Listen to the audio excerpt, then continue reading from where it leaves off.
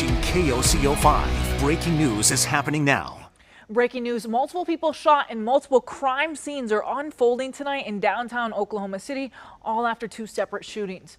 Let's turn right over to KOCO's Dakota Wapakichi, who is live in Bricktown, where instead of people packed enjoying the night, it's packed with law enforcement and CSI, right?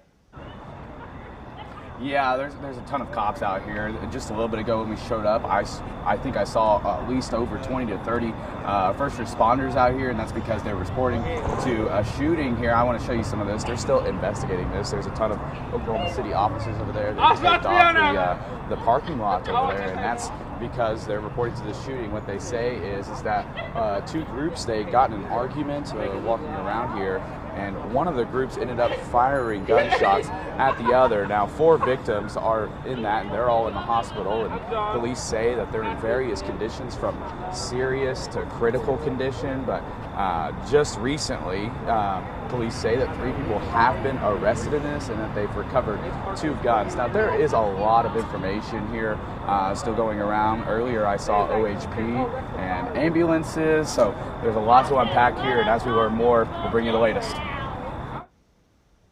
Alrighty, thank you, Dakota. And again, as he was saying, so 2 different crime scenes that happened here. And the first one, Bass Pro Shops. This happened just after 9 p.m., around 9:30 p.m. tonight. It's a place that a lot of people go for parking if they're going around the Bricktown area. Again, we don't know how they're connected, how the people are connected to the store, but that's where that first one happened. The second one, Dave's Hot Chicken, around that area. Police tell us that 2 groups fought.